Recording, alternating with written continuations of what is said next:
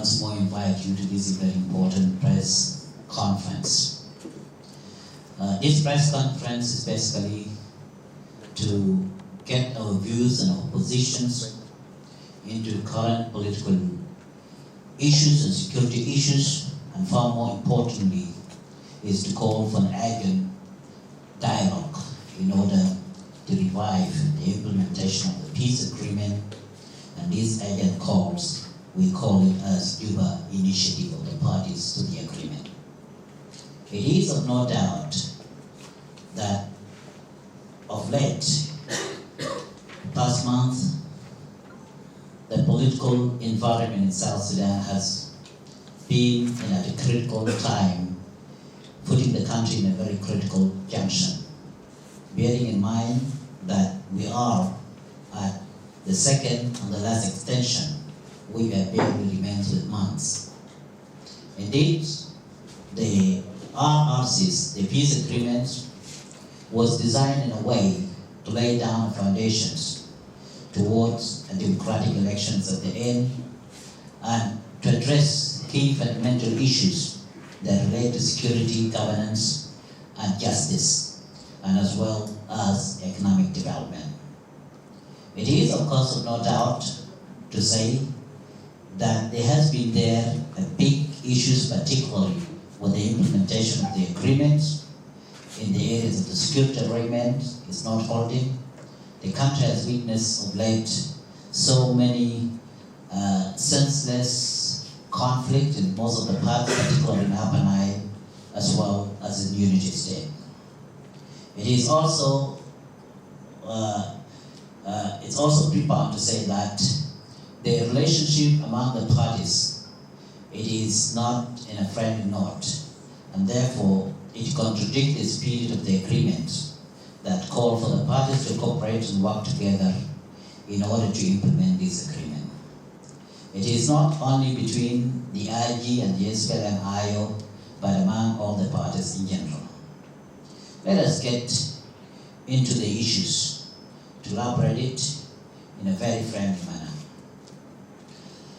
First and foremost, the importance of this press statement or this press conference is to let the South Sudanese and all the parties to understand that there is no any other way that these agreements can move forward apart from accepting and initiating dialogue among the parties.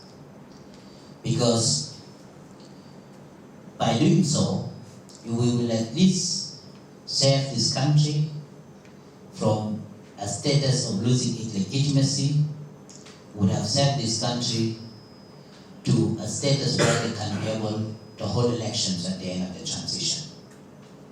But how things are in today, the environment is not friendly and therefore will add no value. We, the OPP, do believe that irrespective of whatever grievances each party has, there must be there a right or there must be there a forum to accept dialogue and negotiate. Yes, we have seen of late through some of the peace spoilers, which I will mention some of them later by names. We have seen a status whereby there are parties or one party is rejecting, is not willing to initiate or engage in dialogue with the other party. We need to be logic and we need to be very practical and honest with ourselves. If I have an issue, if I have a complaint as OPP against any of the parties or against all these parties, I cannot be the complainer. I cannot at the same time become the police, the investigator, and then at the same time I'm also there to render justice for myself. No. You must have a third, a neutral body that can clearly define your rights, state out your rights. So we encourage all parties to accept dialogue, to come out clearly with issues that they feel These are the clear issues we feel as a party. We have the rights, and our right has been violated by any of the parties to the agreement. And that right can be evaluated and can be discussed. Because as long as we have this agreement, and we do believe that the agreement exists and the government legitimacy is still enshrined into this agreement, then we must dialogue. Because an agreement, even from a concept of a primary student, means two parties or one party, two parties or more have come to agree in a particular issue. So there is no way we can hold it to agreement and say, yes, the agreement exists, the agreement is not off, and yet we reject and refuse to dialogue.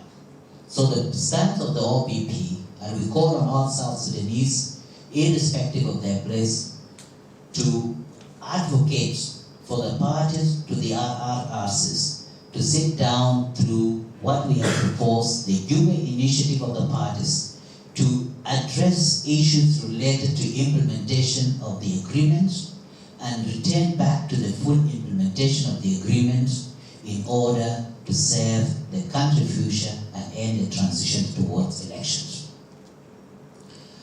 I also wanted to clearly actually articulate in a very clear sense that some of those issues, particularly we have observed as OPP from the beginning until today, is basically the implementation of the RRCs of the agreement. There are some individuals that have interpreted these agreements into their own ways, which is not what we agreed, either in Addis, either in Khartoum, and until today. This has been a big issue. For instance, the agreement is very clear when it comes to its parties. The first party is the SPLM, is called the IG. That is the government that is in place, which actually composed of three groups. It composed of the former government of the Republic of South Sudan. It composed of the SPLM-IO and the leadership of Taban. It is as well composed of the political parties in the government. So all of them are blocked under one principles. That is basically the President of the Republic of South Sudan. The SPLM-IO is under the leadership of Dr. Riek Machar mentioned in the agreement. SAWA is a group which is guided by their constitution, which is called the SAWA Charter. The OPP are clearly defined in Article 1.3.5, which basically says the OPP is the national agenda and the umbrella of political parties. With the names of those leaders are very clear. However, of late, we have seen manipulations that have come into the agreement, which has actually deferred completely to the implementation of the agreement. And even some parties which are not in the agreement have also raised to a level of principles. You have heard probably of late, and you all know, that there is what's so-called the national agenda, headed by Dr. Martin Iliadamaro. If I am to ask, where does the name national agenda appear in the agreement? If it is a party, then it is a party under one of the umbrella. And if they are party within the government, then they are a party within the government, which is their principles, is President Salva Kiir Mayardit. So you cannot divide one party into two groups. And yet, our Honorable Minister Dr. Martin Iliadamaro went as far as calling himself a principal of the national agenda and a party to the agreement, even at level of issuing degrees or appointing ministers. From what portion of ratio does this come from? Even as far as he has members, he is being represented by a whip in the parliament. So this has been an issue as far as the agreement is concerned. So the national agenda, if it is a party within the government, then their principal person is the President of the Republic of South Africa. And that 55% which is allocated to the IG, it is not fractions among themselves. It is only under one particular umbrella. I would also say that there are peace spoilers. Those peace spoilers, they have actually made it very difficult to implement the agreement because they have ended up confusing parties, confusing problem, creating divisions among the parties. We are here to make it very clear that we do know the 5 parties to the agreement with their leaders. And there is no way here any other party can be created or come in between. We have seen this confusion and divisions being instigated by those very peace spoilers within the OPP. Previously it was within SAWA, and now it is within the SPLM-IO. And we need to be very much honest. For how long should we continue encouraging divisions and political coups within those parties? For how long? It has been done, and it is the only habit that is happening today. So I wanted to take this opportunity to make it very clear that the leadership of OPP, under the legitimate of the national agenda and the umbrella, are united and solid and want those peace spoilers, in particular by names, to stay away from the OPP affairs and stop mingling into other political parties' affairs. So we really wanted to tell them in a very clear manner. If they are within the IG and they are friends to the IG, we have seen them, then let them stay there and stop intermeddling in other people party affairs.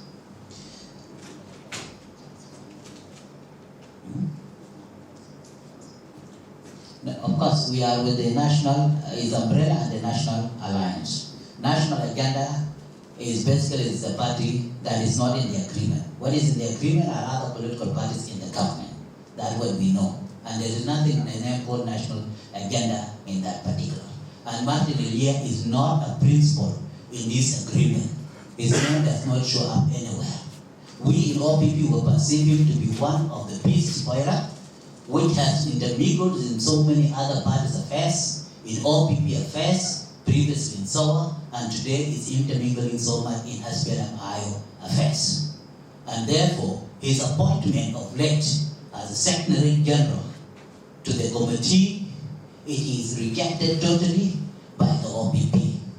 Because Martin Elia Demuro has been a secretary to the NPTC all these past years, and he has failed completely to implement nothing, and he has failed completely to account to any financial allocation that was allocated to the National Pre-Transition Committee.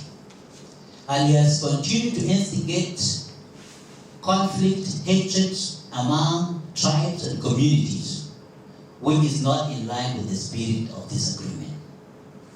And you could see how far he has manipulated this country, how far he has interpreted this agreement into his own. He went on actually with the recent appointment of the 31 members, appointing 7 members, and he called them their national agenda. They are representing national agenda. What Martin Elia has did, he has blindfolded the SPLM-IO in name of sympathy of his relationship with the president. So what he does, basically whatever is there, it belongs to the SPLM-IG. And it is up to the leader of SPLM-IG, which is President Salva Kiir, to determine what he should give to any group within his own. And if he has come out to have his own home as a principal, from where is he getting those ratios? He's getting them from the SPLM. And then the SPLM goes on Instead of them claiming what they have from Martin, they go come and loot what belongs to the SPLM-IO. They come and take what belongs to the OPP. So they are being looted by Martin Iliadabro, and they are also coming to loot what belongs to other people. This is completely unacceptable. I'm saying it in a South Sudanese perspective, not a professional perspective. And these are evidence are there.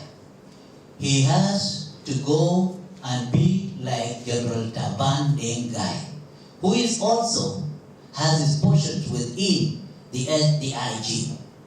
But he has never come out and called himself as a principal to the agreement. In fact, he has the right because his name is mentioned there. He is there mentioned SPLM-IO under Taban. So his name, Taban, is mentioned there. Whereas Dr. Martin, his name is not mentioned there, the national agenda is not mentioned there. He continued to cause problems and hindering the implementation, and also creating problems between the first vice president and the president. For sure, we do believe in OPP that the president is honest and we want to implement this peace process. And therefore, we also believe all those us who have signed, we are accountable. We are the one to be answerable if the transition ends with no elections, the country loses legitimacy. We are the one now will come to answer and say, what happened before South Sudanese? And even God will not accept if we say we were not able to read because of Martin, because his name, it is not in the book. This has to be made very clear. So he has to cease. He has to know that the OPP has come back to its feet, and we will use this agreement to counter any arguments that any individuals may raise. And let me move back to the issue of the Juba initiative. Juba initiative of the parties. We are calling for this initiative because it's important that the parties need to come to the table and dialogue. In any way, even in normal family lives, disagreements occur, but they are not let to go forever. So we do respect the grievances that each and every party that they have, and we are calling each and every party that they have grievances, including us. We will table our grievances and therefore will dialogue into what needed to be done. And the goodness with this dialogue, it will be giving us the opportunity as parties to clearly see what we really need to do, what can we implement today, and what do we need to implement tomorrow. When I say tomorrow, is what we need to implement now to pave the way towards elections, and what we need to implement tomorrow, that what we'll implement after or by the government that comes into power. So this is very important, and we call on international community. We call on the region, IGAD, we call on the African Union, and we call on international community to support this initiative and to help the parties to come into the table to address the fundamental issues and what is important needed in order to pave way to return back to full implementation of the agreement within the remaining month and ends towards the end of the transition.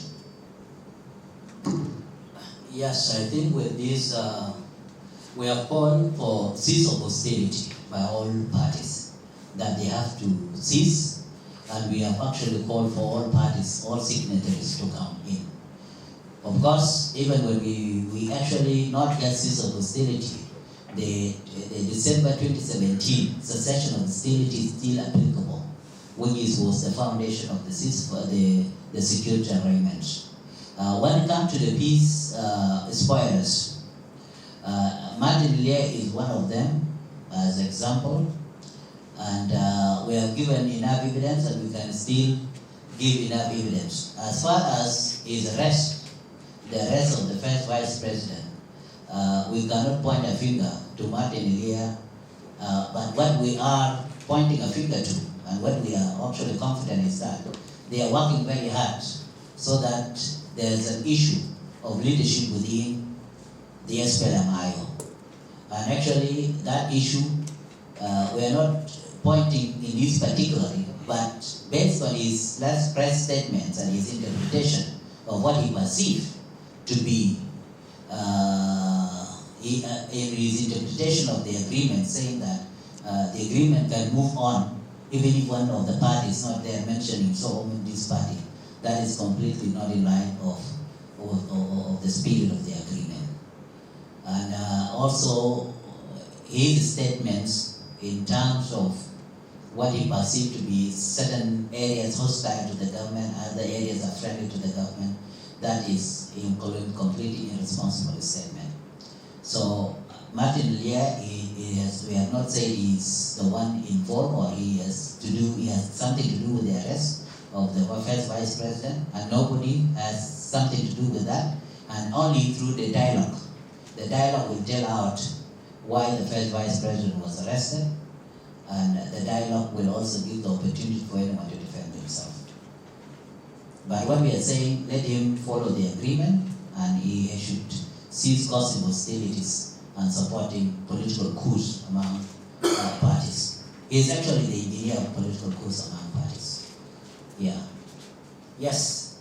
All other issues that have been raised related to containment, related to divisions, all these issues can be addressed at a simple forum, which is the Juba initiative, which is based. It's not to renegotiate the agreement, but it's basically to look at those various issues. Now, the very important and weak place to the foundation, the way forward, if the SPLM-IG will it accept, will he embrace to have a dialogue, will he embrace to have initiative, and if not, what's the way forward? The same answer I wanted to ask the SPLM-IG today. What and why will you reject a dialogue at all, if you have a case? If the SPLM-IG have a case which they believe is genuine, then they need to accept a dialogue.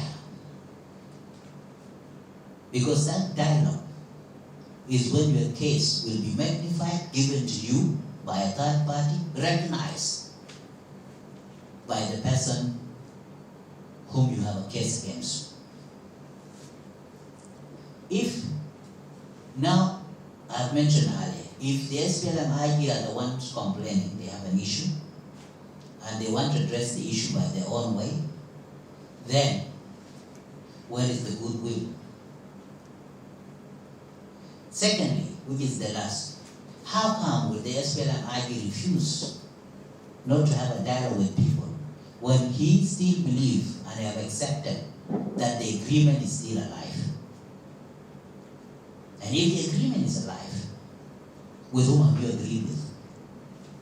It is the very persons whom either you perceive as an enemy, whether the person you perceive as wronged you, it's the very persons that you have issues with, is you have an agreement with. So I think it's an opportunity in the other way for the IG case to be heard. If not, then you're at the wrong side.